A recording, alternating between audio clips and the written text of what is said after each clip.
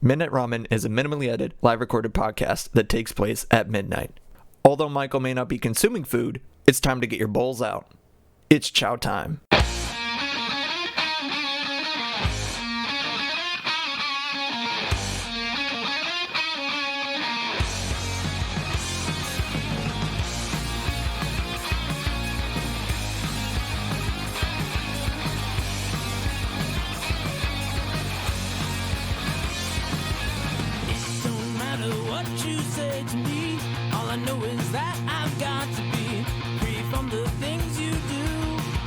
Welcome back to you. Break stride, sailing me. Free falling, choose my enemy. Free from the things you say. It will all come back someday. Good evening, fellas, gamers, and such folk alike. If you're watching this live, it is midnight. It's midnight somewhere. If you're watching this later. You're listening or watching to Midnight Rom with me, Michael. I hope you're having a good one. As chill as it may sound, I'm barely keeping it together today. Not in a bad way, not in like any mean way. I'm, as the title of this episode says, I am very busy. As the recording of this podcast happens on Thursday at midnight, or Wednesday, Thursday at midnight. I don't think I'll get this one out until maybe Sunday, maybe, if that. Hopefully, but we'll see. I don't know. But I hope you're good. Hope everyone's good out there. Oh, I have legit been very busy with work his past couple yesterday, I guess, because, different day. Same shit, different day, as they say. But no, I've been working a lot, and I haven't had a day off since October 30th, and it is the 17th. I don't have a day off until maybe Sunday again. Maybe. I don't know. So I'm trying to hold it together. But there's obviously, since it's November, the next day off for sure that I have is Thanksgiving, but even then, is it really a day off? No, it never is. It doesn't feel like it.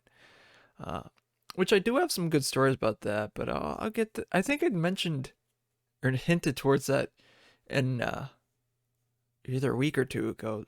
I was going to mention some Thanksgiving stories. I'll do that next week because it will literally be Thanksgiving. That's good timing. And then the release of the episode will be after. Oops. So maybe I should talk about it this week. So why not? I mean, I can cover a lot of ground. Although I am working later, I can cover a lot of ground today. And I feel like I want to. So, let's cover a lot of ground. So I think the holiday of Thanksgiving has definitely been overshadowed by Black Friday, especially progressively I'd say the past decade. I want to say, obviously, for reasons, there's been a lot of oh yeah, Black Friday is a big thing. Like, I remember we used to go to my uncle's every Thanksgiving, and after everyone's had food, we would just be looking at store magazines and stuff like that to see what Black Friday sales they have, and a lot of the times it was always started out on Thursdays. And one year, I think it was 2019 was the biggest one. Yeah, it was the first year we had bacon. It was like month two or like three, four. I can't remember. We got him in August, so it was like probably month three. And I brought him back. I brought him home, but but because like I wasn't sure how good he would have been in the car, I brought him to my grandma's house. Uh, just because like I think that's safe, and then like I don't have to travel all the way back and whatever, yada yada yada, blah blah blah blah. There's a bunch of crap here and there that was like, I think it's probably better that it'd be staying at grandma's house. And um, yeah, he liked it there. I mean, he hid behind the couch the whole time because, I mean, he was still new to me, and it was kind of hard getting used to adjusting to new places for him. And I think like he's gotten a lot more familiar with that. I still think he's, even like I have had him for years, I still think like he's not really that great in the car. I mean, after a while he gets good, but he's not that great. But at that same time, I was like playing Pokemon Sword because supremacy, and I was doing a Grookey only run, and it was some good times. It was some very good times. I got a lot of good, uh, Black Friday sale stuff. Um, I just remember it very fondly. Or it was 2018. I can't remember which year it was because I think it might have been 2018 or it could have been 2019. I don't remember. Me and my sister were driving around, um, like going to multiple stores like Walmart's. Uh, that's a big one I remember because like they had a lot of stuff like Targets, um, like shopping centers. Like we went to a lot of places that were like open, and like businesses were just booming, like a Kohl's, Best Buy, those sort of businesses like that. It was fun. It was very fun.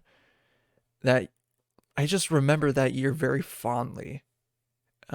Just because like we were going out to stores and having a good time, and even though it was cold out, we were in a warm car, and it's crazy. Especially like I feel like Best Buy has the worst time with lines. Like they prep. They make sure they have a lot of stuff ready to go, and make sure people are, can find the stuff that they want and find the good deals. But the lines, oh my god, they can suck. Oh boy, they are not nice. Um, cause like the one that we went to was like a bigger one, and they had like appliances and stuff like that.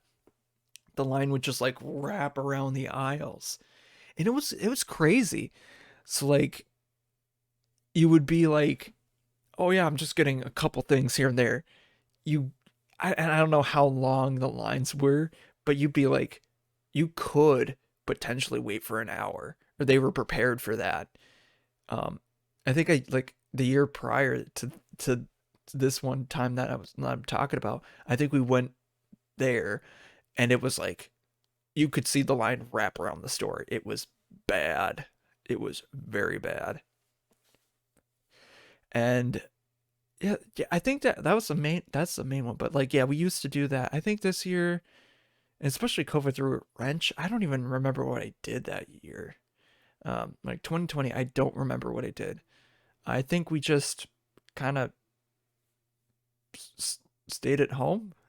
I mean, I think I was living in the apartment with my girlfriend at the time, with my girlfriend, and we just I don't remember what we did. I literally do not remember that one, but I remember the following one. I was still up in kind of by my university, kind of by there, just living by it because like just working. And my parents came up and did some Black Friday shopping there.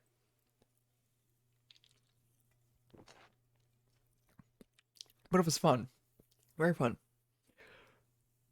But now I'm back home because better job opportunity, which is a roundabout reason as to why I'm so freaking busy. So not only am I doing audiovisual work, which is what I went to school for, that's what I do, but I'm also doing delivery on the side, which is what I was good at.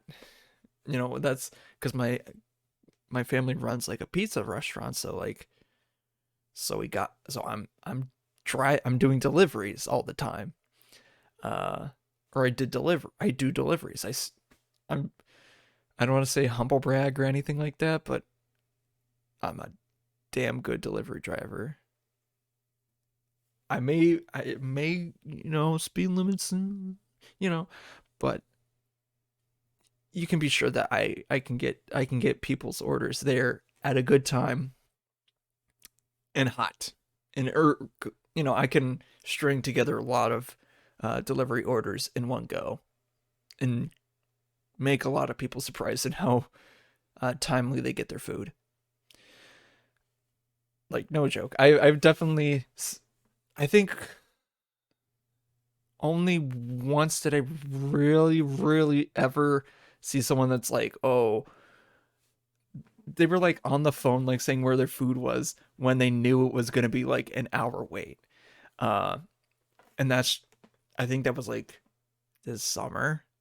And that's the only time. I mean, there's probably other times that like people like, oh, but didn't say it. But I've heard a lot of good things about like, oh, that's early, you know. Um, I typically try to stay with like 30-minute delivery times, when the order's put into when it gets to the customer. That's what I typically tend to do lately because, like, a lot of times I'm the only one driving, which is scary, especially when you have like four deliveries happening at the same time. And when you're gone for, like, say, two of them for 20 minutes, the next two that are like, oh, they've been ready for oh they've been the tickets have been up for 10 minutes, so when you get back after 20 minutes there's all of a sudden 30 minutes. So uh-oh, what do you do in those situations? It's like kind of balancing that sort of thing. um that's a lot of it. And also, I love the thing I really love when I'm doing delivery is having like finding the right path, the cleanest path I can to get multiple orders done. Uh, yeah, sometimes it may be sacrificing someone's order that should get a little bit earlier, but in the grand scheme of things, everyone's gonna get their stuff at a good time. That's what I always try to do. There's maybe other times where, like, say, I know this guy, this this customer is a regular. I have a couple other deliveries that are a little bit further away, or like closer, whatever, yada yada yada, blah blah blah blah blah, that are better in better in my path. I'll do them last because I know them well, and they tipped. And that's tipping is a big thing for tipping is a big thing. Period. I'd say, uh, and not in a selfish reason. Um, Always tip your food, whatever. Do that. Please do that. Um, it's just nice. It's very nice. Uh, but for me, I think what I typically do, it depends on the order as well. Because if it's like just for you, you're getting like, you know, anything below $20, you can do whatever. But I think anything above like 20, 25, depending on what you get, um, and I think that's maybe before delivery and whatever, or tax, depending on what it is. Uh, Depending on what that is, uh, I always do like at least $5 because, like, it's even. I mean, is it the best? Yeah, you could do better, but it's a good amount to where if someone gets it, they're like, "Hey, that's good." It's like bog standard. It's an even tip. You're giving them a good amount. It may not be $10. I mean, if you do get like, I feel like I've seen people with like $70 orders give nothing. But at the same time, I've also seen people with that like order is $70, tip 10, which is kind of confusing. Um, which is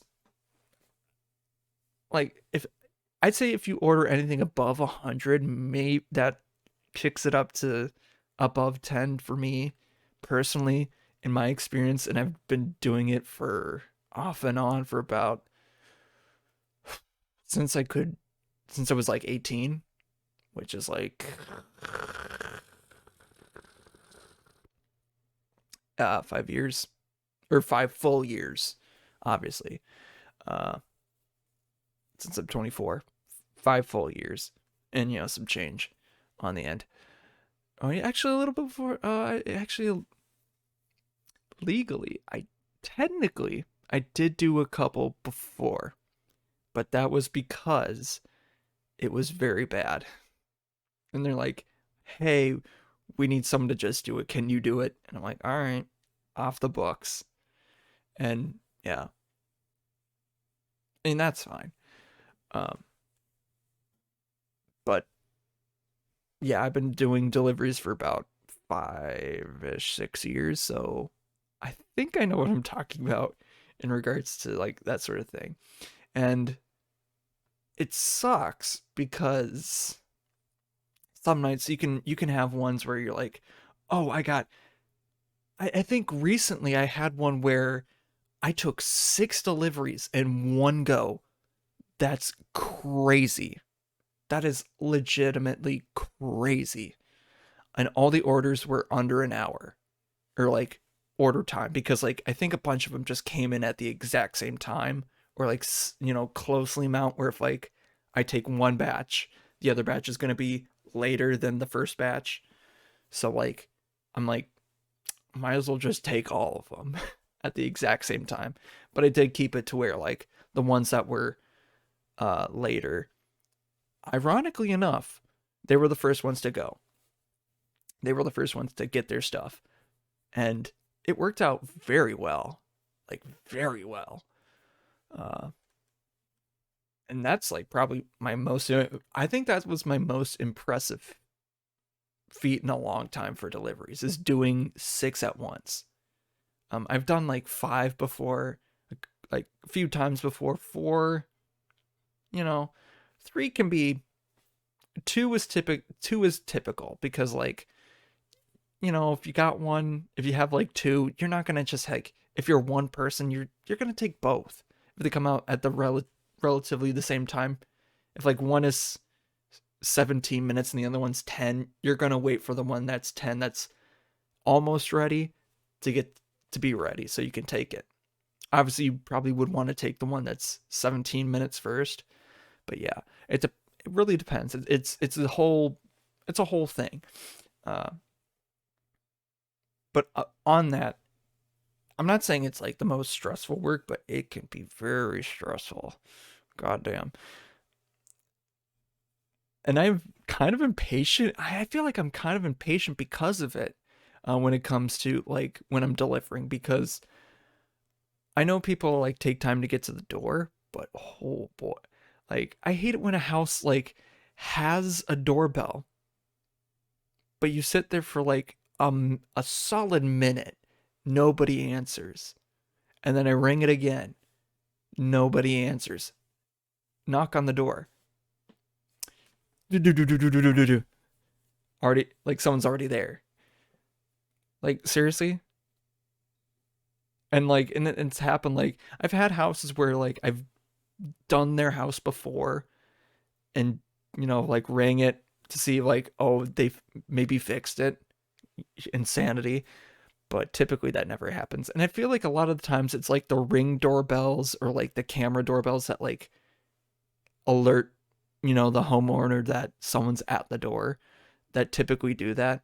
But I've had, I feel like a lot of doorbells, especially, I don't know if it's been like in the past year, I feel like with the rise of like Ring cameras, you know, I feel like that has been going up a lot, where the homeowner isn't, no, the people live in the house are not notified that someone is at the door, which that can be a sticky situation. But no. And also another thing that I hate, and I feel like it's in my town that I see this a lot, where they have homes have like, I don't want to say like they're an enclosed patio, but like they have like a front like mess room before you get into the house, but it's blocked off by a door. And like you either have to go into that room or knock on the door and pray that the people inside the house hear you, which typically they don't. Uh, I hate those. And like you either have a good doorbell, again bringing it to the doorbell, either they do have a good doorbell, or you're just like you have to basically commit home invasion to make sure that people know that you're there. It's it's a scary thing. I mean, people understand it, but like I try and be like, I'm literally here to give you food. I don't know what else to say. I don't know. Uh yeah. And there's not a lot of apartment buildings that I have to go to, and a lot like a lot of them are more old folks, living spaces. But there are definitely like there are times where it's been bad. Oh. But I feel like it's been getting a lot better with delivery times, and I don't know. I don't know. Hold on, I gotta check my recording is still, I don't know, my streaming just died. Hmm. Uh-oh. I'm not cutting this out because I probably won't remember it. Why? I don't. I literally don't remember. I probably won't remember it. Hold on. And of course, my internet decides to poop itself at the greatest of moments. Um, and I don't know why. It doesn't even matter how hard you try. I'm gonna try. Hold on. I hate this. But anyways, like delivery times have been very weird for me. Like I try to keep it at 30 minutes as a as a basis, but sometimes it doesn't really happen. Sometimes 45. 45 can be like, if like I'm busy but I'm active but it's flowing. But if it's getting really really busy, yeah, then that means an hour. An hour is typically what's going to happen. Especially if we get further out deliveries, which can happen. Especially living in a smaller town. Like I'm going to like other small towns in the area. Like I I'm typically not surprised whenever I have to go like 20 minutes for a delivery. It is nuts. It is nuts. Uh, but that's how it is. And I'm gonna hold on. I'm gonna stop and then start streaming again, just to see if this works. Maybe it does. Let me see. Hopefully it does. And we were back on that. I know that, yeah. So I had another one of my streams die on me. I have no idea why. Um, and I feel like I know it's different things. Uh, I don't know why it keeps happening, but it just happens for no reason. It could be the streaming thing that I use. It could literally be internet, but I everything seems to be working fine.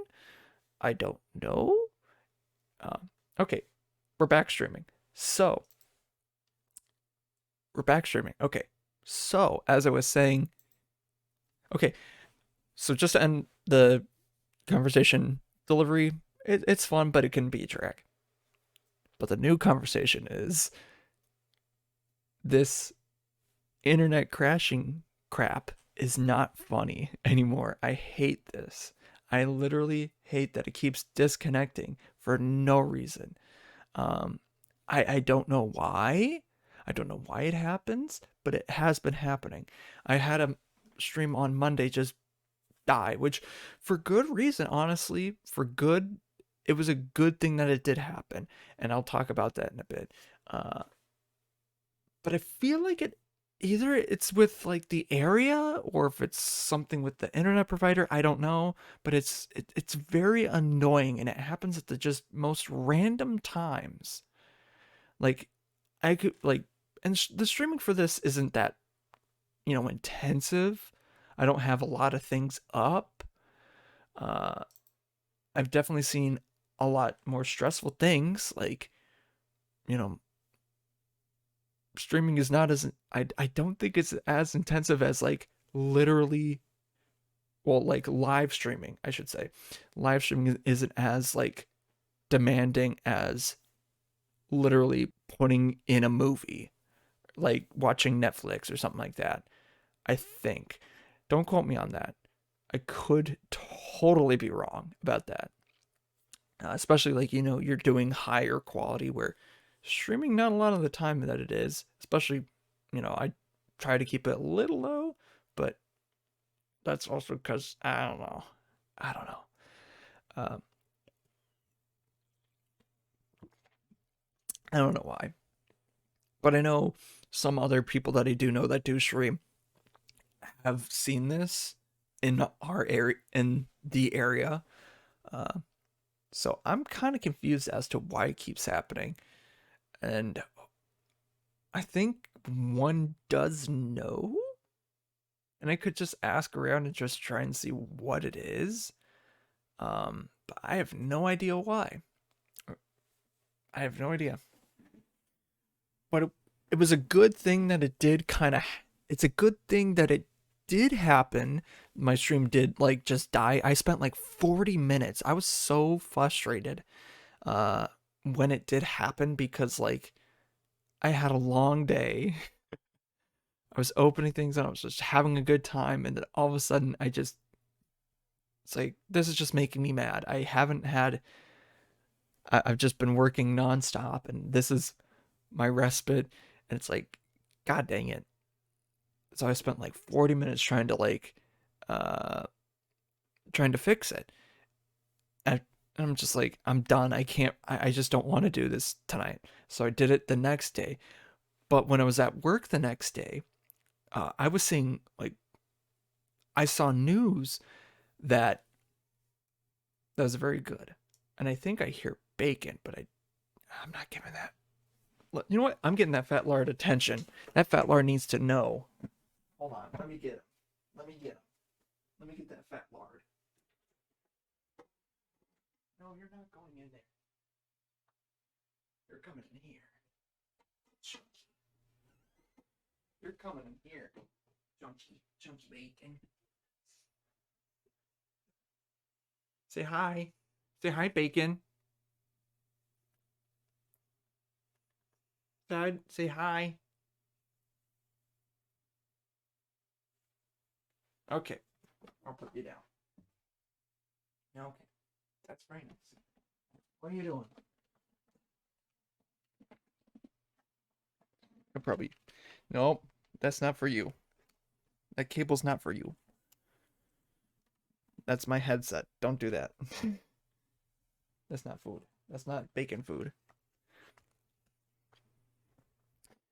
Yeah, so the news that I'm referring to is, oh, that's me on live stream. Is this Hasbro stock is down after analysis criticizing handling of Magic the Gathering. So what happened on over the weekend? Uh, a Bank of America conducted a deep dive on Hasbro's handling of Magic the Gathering, which is one of their biggest products, almost a like $1 billion enterprise. Uh, but they've been overprinting cards and basically destroying Magic's long-term value.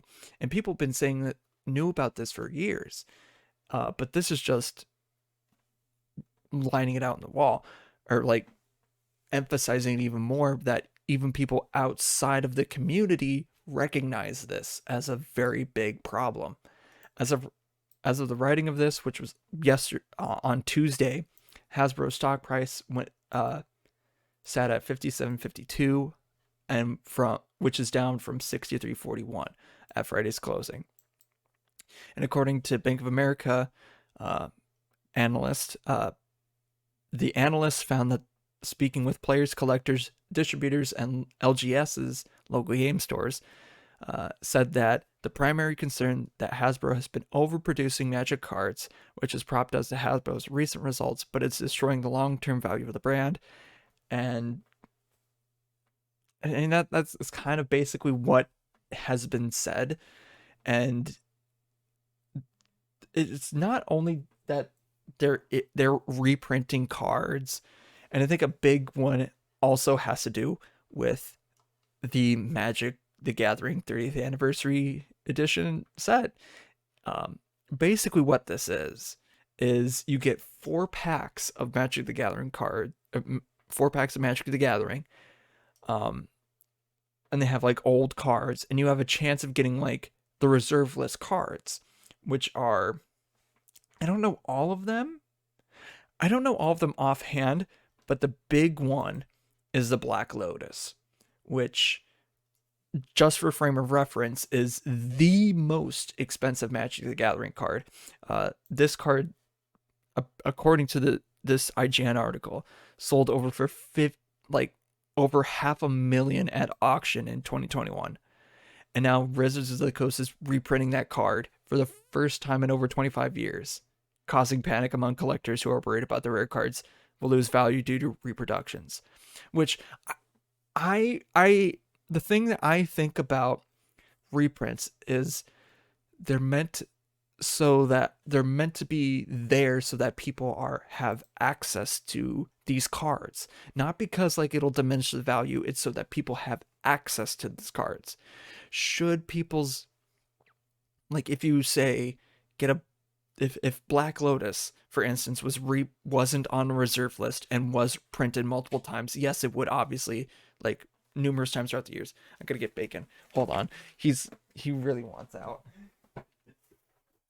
He really wants. Oh, sure.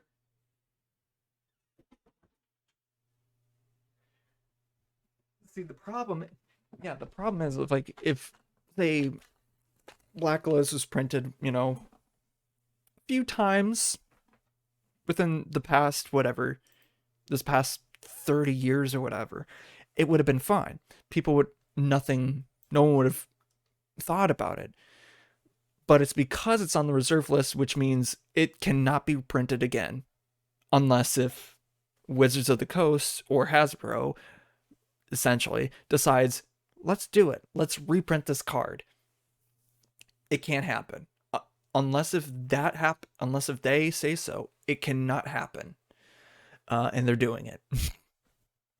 I mean, it's for a high price, you're gambling heavy.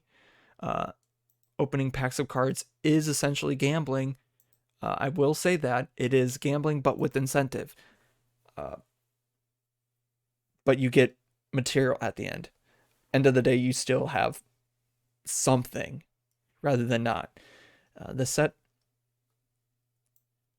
it leaves a bad taste in the mouth because, like, you're not guaranteed this. You could just end up with all duds.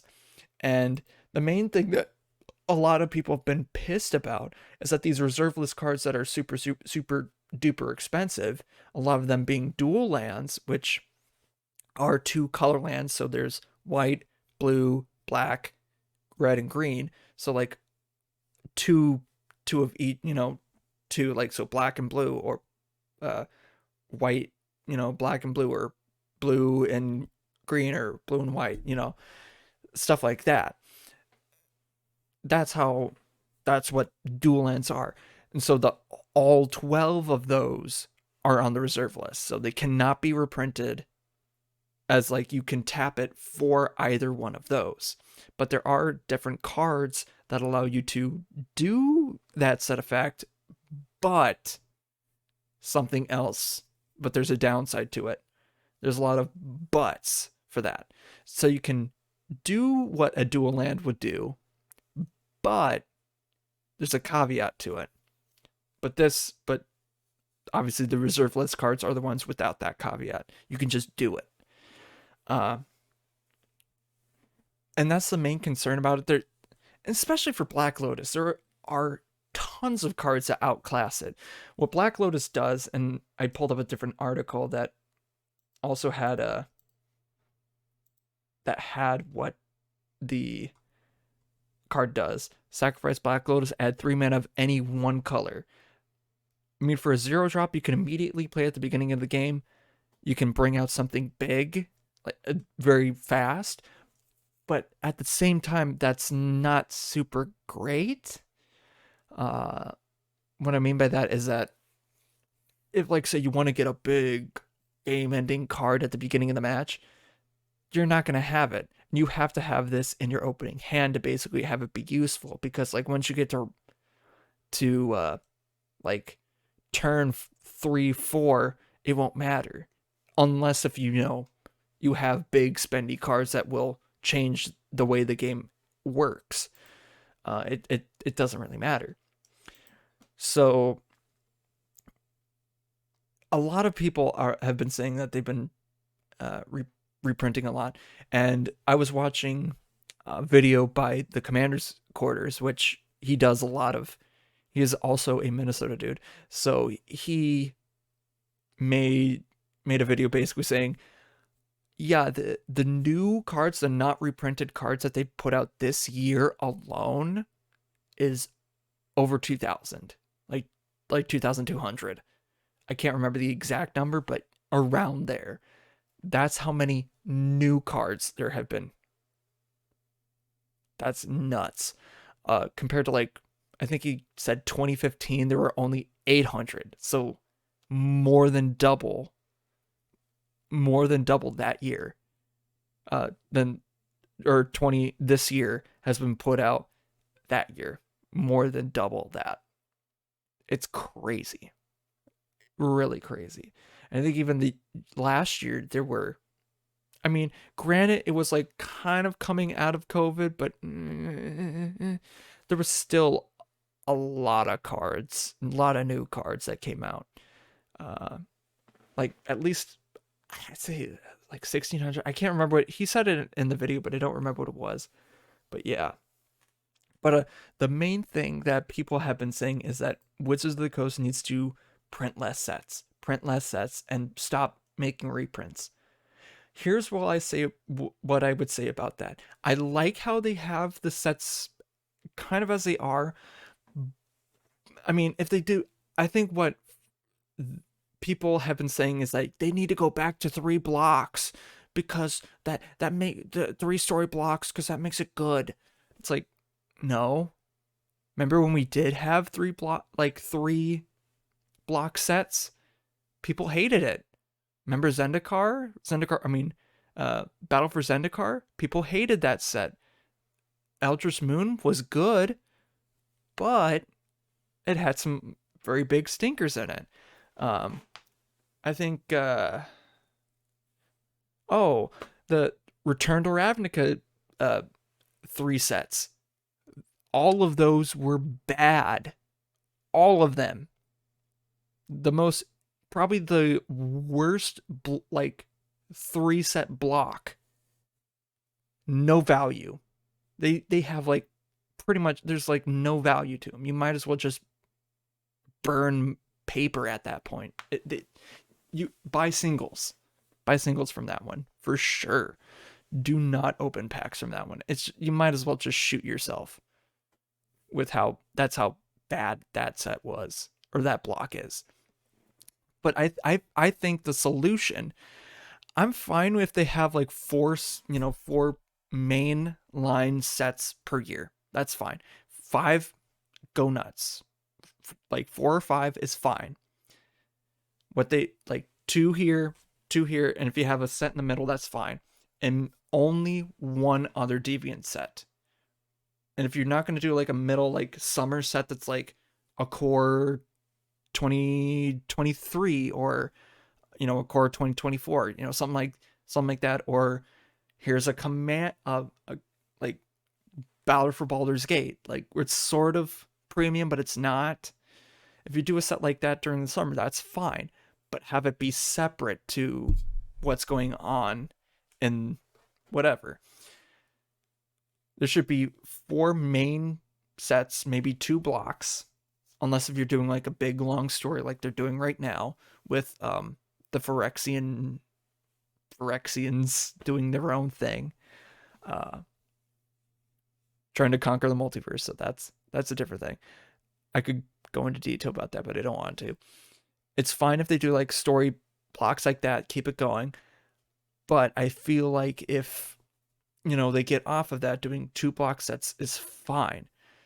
Doing like Kamigawa Neon Dynasty and Strixhaven, yeah, those sets were good, but then when you're doing like New Capenna, I feel like New Capenna didn't have any time to like sit in the market because like less than a month later, Battle for Baldur's Gate out was out, and then less than a month after that, actually literally less than a month after Battle for Baldur's Gate, which was like more of a commander but kind of premium but not premium, Double Masters came out.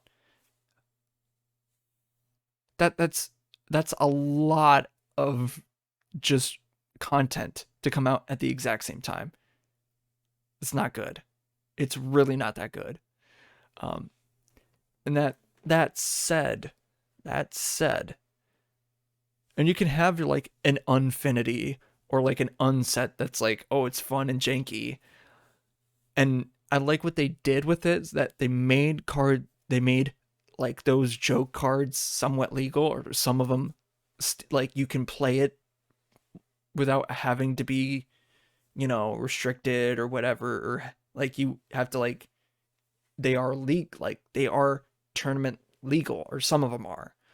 Not all of them, obviously, but they made it in a way that you can actually play those cards, which is awesome because some of them are like, even if in regular play, they're just good. They're just good. Not in like broken, but good. And I think people want to have that in their regular decks, like a standard or a modern, if they did stuff like that. They want to have those cards in their decks and have it, not have it be like, oh, have it, they can bring it to Fire Night Magic without having to get called out by a judge, by a rules lawyer. They don't want that. People don't want that. They want it out of casual play. So I like what they did with that. Um, I think gameplay wise they're doing fine, but I feel like, and story wise, they can do better, but eh. I like what they're doing with this overarching story, but they are definitely missing the mark within the sets that they're just like, especially this one. Um, Nothing is really changed within the Brothers War, which is the most recent set. Nothing has changed because of the way that how Teferi time traveled back to the past. He's basically a ghost watching the events of what happened. So you just whatever. It's fine. I like it. So he's not actually interacting with, tampering with time, but he's still kind of there, but he isn't, but he is, but he isn't, but he is. But meanwhile, there's like actual stuff going on, and that's like basically swept under the rug pretty quick. And that's not even seen as a big part of this set, unless if you're reading the story or watching someone explains, or like Mystic Arcanum, or like channels like that are literally explaining what happens in the set. And that's not a good thing. That and this is a very story heavy set because it tells about one of the probably the most iconic pivotal event or series of events in Magic's history, which is bonkers. But I think they left it in a good place where they're like, yeah, let's not tamper, let's not let's not fuck around and find out. Let's just say this happens and keep it there. Let's not do anything too extreme with it. And I feel like they're setting up a lot of stuff for what they're doing, but I think this could be spread out over a year and not just like, and there has been a lot of build up on previous sets, but mm, eh, I feel like this the big chunk of what's actually happening can happen over a year. I feel like this, like if this happened, like take Dominator United on and pushed it into the next year, you can basically use that for the whole year and call it good and have it be more or less the theme of the year. I think that's how they should be doing it. Um, More or less having theme years. But at the same time, I also think that you know, once or twice you should have like a little like, you should have a beach episode, you know. And I think that's what Strixhaven kind of was. I mean, it kind of ties back to the main story, but also kind of doesn't. But it was more or less like a beach episode where stuff happened, but it's not really relevant. But it also is relevant, but it's not really. It's just fun. Uh, and that's good. Or even Eldraine, which Throne of Eldraine, which people really like. Uh, but again, they're just printing out a lot of stuff. And even in this one, I got like in the booster boxes that I opened, I got like 20 mythics. That's crazy. Altogether, I got 20 mythics. Like, and I think in Dominator United, I barely got 10 out of 2 boxes. That's a big difference. Although they have a lot more randomness, I feel like in the set boosters and for Brothers War, I feel like uh, something's up.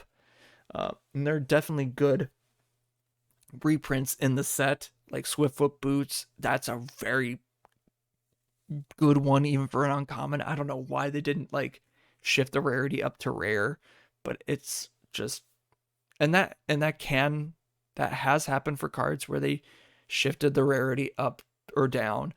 Um, so it is what it is. I can get mad at it, but what can you do? What can you do? But overall, I feel like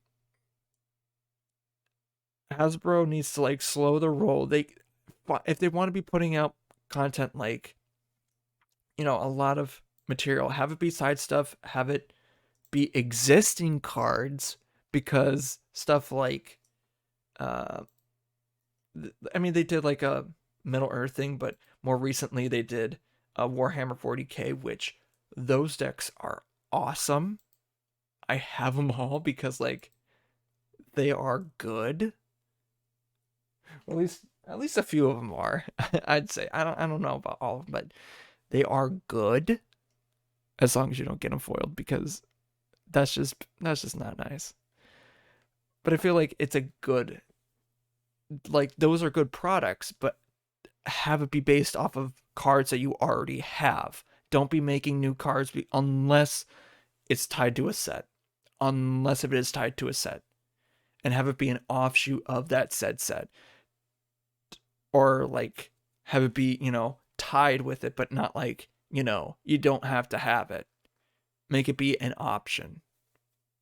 It's like, oh, you can have this cool white commander, or you can have that same cool white commander, but it's Gandalf, for instance. Just as an example, because I know they're doing a Lord of the Rings one, uh, Tales of Middle Earth or stuff like that. I feel like that's something that would be cool, but oh, that would be cool, but I don't know. I don't know. Uh, Anyways, I think I should stop talking about Magic. I've been talking way too much about it.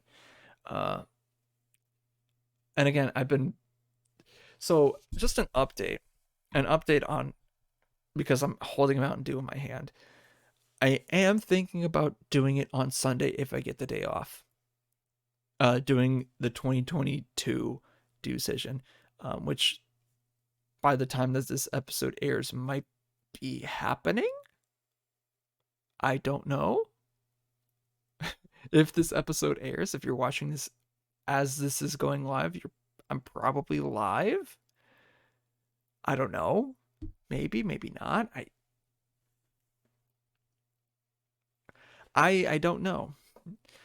But the main thing I want to get with the 2022 stuff is the ones that I wasn't able to get to. Like I could get a Mountain Dew. It's like I could get that any day of the fucking week. I could. I'll probably do it as a basis, but like I could get a Mountain Dew any day of the week, and I kind of don't want it to. Um, it's like I have code. I think I have a code red somewhere. It's like I could get that, but for the sake of the ones that I didn't get to, I'm not gonna do it. I like it, but I'm not gonna get to it. Uh, and the rankings, although I think I already have them set, uh, I I already made like a lot of videos for them, their own separate ones. I think I'm just gonna do whatever with them. Do whatever with them. Uh, the scores themselves on their original content, whenever I did with them, they still matter. Uh, but I am going in differently because like I feel like, especially for like Overdrive, which is the Casey's exclusive one, I feel like I gave it bad rap because of when I first had it. It just didn't feel memorable. But this last time that I did have it, I'm like, this is an interesting flavor. It has variety to it, but yeah, that if I were to rate it again, it would definitely be higher than I thought it was. So it's kind of updating it, but also not. And another thing, uh, I mentioned this last podcast because I think I tried the like Christmas one. Blackout is coming back for a limited time on January 1st, 2023, baby. Yes, let's go. Let's fucking go. It was confirmed. So I'm excited about that. Uh, I am very excited about that. Am I mad that it's only for a limited time? Yes. Yes. It won the decision year where it was fighting off against Baja Blast, which we already knew was going to be like a summer thing, that Baja Blast was going to be there or out in the wild, not just at Taco Bell. Like we kind of already like knew that, but they just snuffed out Pitch Black for no reason, just to be mean again. And I love Pitch Black, but I think the closest one to it though has to be Purple Thunder. Just in the way that it tastes, I think. So when I do the Pitch Black review for it, because I will, um, I'm gonna compare the two because I feel like it tastes kind of similar, and I absolutely love the Purple Thunder, which is the Circle K exclusive Mountain Dew, which I love it. I love it. But I've also I've also seen it still just a lot of like the summer Baja Blast stuff like in stores, which is weird. Not because like oh they didn't sell it, but because like they just have stock for whatever reason, and that's like, huh? Uh, why? Why do you have that? I mean, they're not gonna expire until like I don't think they expire till like 2023 sometime, but like it's odd that I'm like seeing like it's almost December. These came out like June. It's a little odd. A little odd. But no, but with this rollout of Pitch Black, there's like a Mountain Dew Rise for it, but there's like a Mountain Dew Zero Sugar version of it. So like, I might try all three. I might try all three because eh eh. But I will say one thing about the Mountain Dew review is that I really want to restrain myself because holy crap, when I when you do like drink a lot of stuff like that, I think for like the next day I was like I gotta have at least two, three. I empty like I out of all the ones that I like drank for the like the one that I did last year, the original 2021 uh Mountain Dew review, which I still haven't edited, and I'll just probably watch the raw footage on the stream before I do the 2022 one. I feel like all like after we were done with it, we just like had a bunch of like ones that were like half empty or like half done. I went through all of them in less than like five, like 3, 4 days. It was crazy how much Mountain Dew I was drinking. Uh, so yeah, that it's addicting. It's caffeine. It's addictive. It's a drug. So yeah, opening card packs. It's addicting. It's essentially gambling. But do I love it? Yes. Uh, yeah. I mean, I've been working and bring it back to the beginning. It's like I've been working a lot, so like, I just had my car worked on because like it needed to get work done, and so I think it's kind of good that I'm working a lot because I'm getting enough payment to get that, you know, to basically balance it out.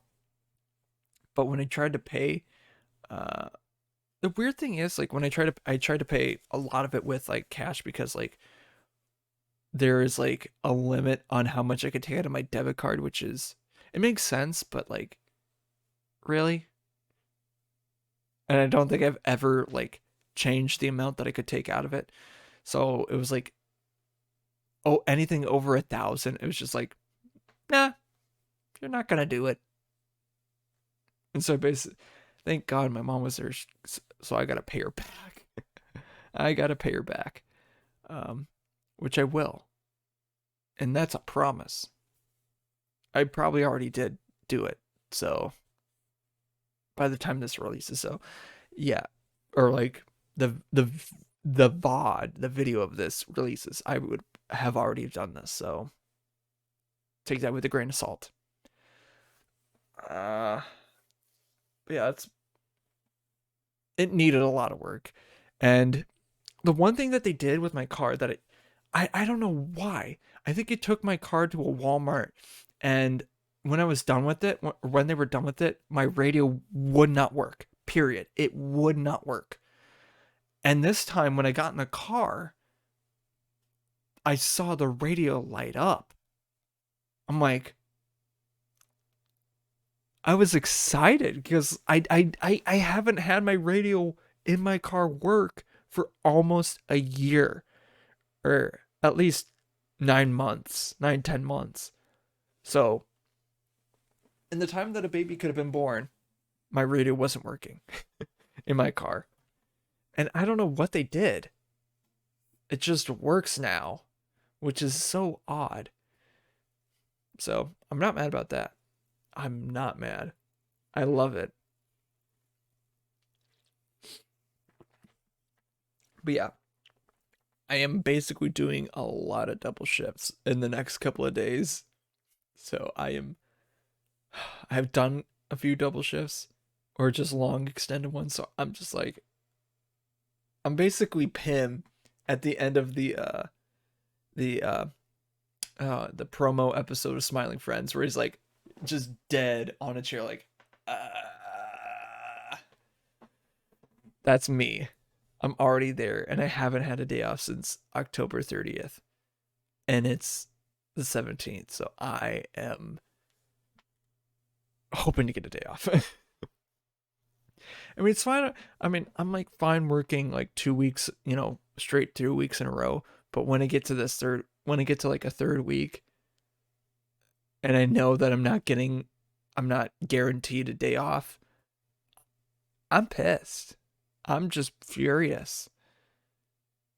I'm just very furious. I just want a day off, damn it, to, relax, to do content stuff, to, just hang and chill and relax. But yeah, it is what it is. What can you do? What can you do? Not much. Well, yeah. I could quit a job. I would. No, I wouldn't. I'm that kind of guy where like I never quitted my job. I mean, I technically kind of did, but not like I put in a notice before I left. Uh, cause like the pizza joint I still technically just work at because off and on because again, as I was talking before, uh, but like when I was a college student, I was working at my Memorial Union, so the event center. Obviously, when I graduated, I don't have a job there, unless if they asked me to do it, which they're like, which I'm like, unless if you really wanted to ask me, nah. Uh, but when I went to the TV station that I worked afterwards, after I graduated, I put in like a month notice because if anyone just goes during that time, I want to make sure that if we're ready for shit to hit the fan, and like my deadlines whenever I do that sort of thing are I'm doing this, it's final. It's going to be happening in a long time. I hope you're ready for it. I mean, that's just me. Uh because I want like, people to know about it and just to be sure that if something bad does happen, then yeah. And I've enjoyed my employers. Are there things about my jobs that I've had that I hate and I despised? Yes, definitely. There are a lot of things that if I was back and say some of the other ones, I would punch a hole through a wall. But at that same time, I love the people that I worked with, that I've worked with, and yeah, I mean that's kind of that's kind of it there. Uh, and I just love doing what my job, just working. It's something to do. It's something to do. But yeah. Well, I think it's time to wrap things up a little bit. It is I mean, yeah, I'm feeling a little tired, and I want to just do some things before I have to go to sleep, get up, and go to work. Uh, so yeah, I like to thank the band Gradients for the use of their song "Used to It" off of the album "The Call." It is the seventh track on that album.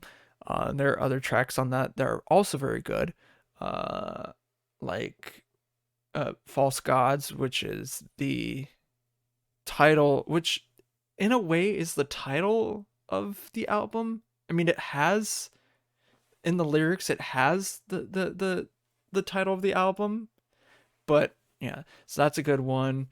Um, Get It Right, that's a good one. I was thinking of using that one for the podcast, just a little behind the scenes. It's like I was thinking about using that one because I like that one too, but eh, I feel like Used to It just fits that vibe, where it's like you're hanging out, you're rocking, it's chill, but it's also like, yeah, let's go. Uh, but yeah, and and thank you for listening, for watching. Uh, Please like, subscribe, and whatever, follow, drop subs,